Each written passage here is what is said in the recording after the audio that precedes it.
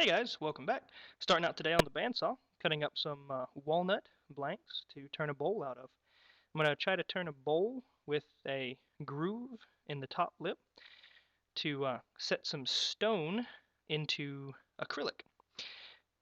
I've got some stone that I think is mica, so it's a very glittery, it's like a kind of a sparkly kind of stone. It's got some glitter to it.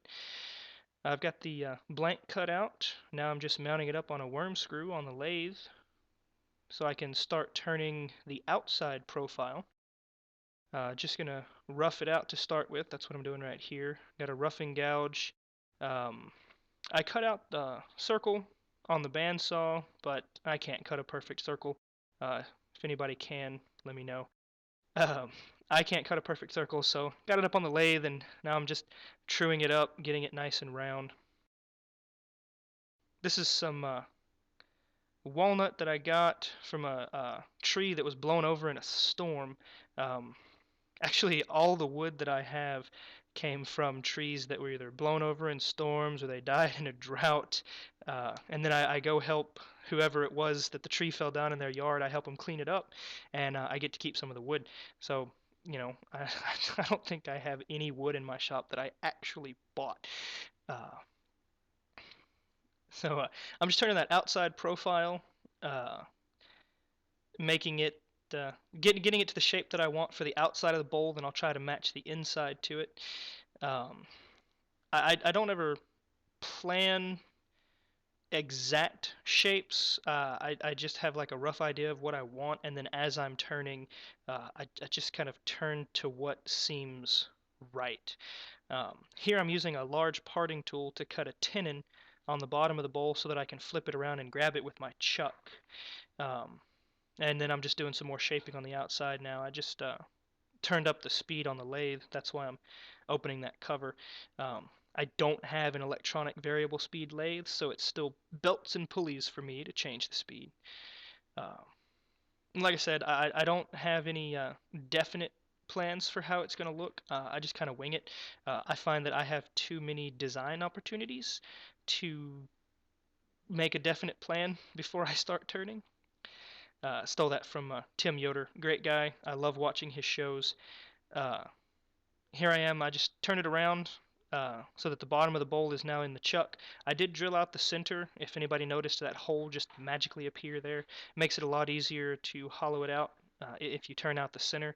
The center is probably in my opinion anyways, the center is the hardest part to turn. So I always try to use a drill bit to hollow that out first.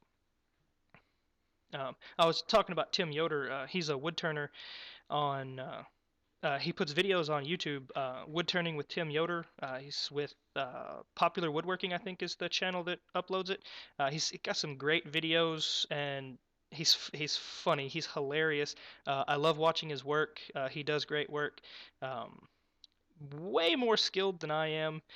Uh, but if you get a chance to check it, if you like wood turning videos, if you like to watch a guy uh, turn some things out of wood, and he teaches a lot of techniques. It's great. Wood turning with Tim Yoder.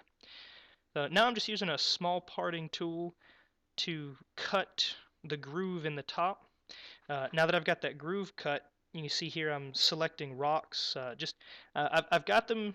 I broke them down into pieces, then I ran them through a rock tumbler, and now I'm just picking the ones that are small enough to actually fit in that groove. And I'm also trying to, get them spaced out right where they look okay. And now I'm going to put them in some acrylic. I'm not actually going to put the catalyst in it yet. I'm actually going to put this cup in a vacuum chamber that I made. And that way the acrylic will get nice and soaked into the rock before I start to turn it, because that mica is a very porous rock. Here I'm wrapping some blue painter's tape around the inside and the outside of the edge. I'm not really so worried about getting the acrylic on the wood because I still have to finish sanding it anyways, so that'll take the acrylic. I mean, yeah, any acrylic that spilled, that would take care of that. I'm doing this just in case the acrylic finds any cracks or gaps or starts seeping through the wood. It won't go all over the place. It'll fill up the cracks, and then the painter's tape will hold it in place. Now I'm just using that stirring stick to take the rocks out of the acrylic. I did put some hardener in there before I did this. Got it mixed up a little bit, and then Now I'm just taking the rocks out, and so I'm mixing it some more and pouring the rest of the acrylic in just to fill up that groove. And once I've got the groove filled and set, then it'll be time to put it back on the lathe and get it shaped. And so for me, it was about 6 hours. For you, it was just that quick. Now I've got it chucked back into the lathe, and you can see the acrylic coming off there as I'm turning it. That's those white stringy bits.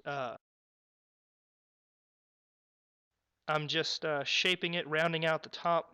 When the acrylic first finishes curing, it's not the prettiest thing in the world. So I've got it shaped. Now I'm just sanding it up a little bit. I'm not going to show you that whole process because it takes like hours. So I'll just give you a quick little view of it, how I've got it sanded out. And I'm going to sand it, and now I've got the acrylic polished. You can see it's got a nice shine to it, and you can kind of see those rocks inside there. And now I'm just putting on a water-based finish to seal up the bowl, and I'll put several coats on that, sand between each coat, and then the bowl will be finished. So enjoy. Thank you. All right, thank you so much for watching, and I hope to keep being able to post more videos. If you liked it, I guess subscribe to the channel and see if I add something else anytime soon. Thanks again, and have a good one.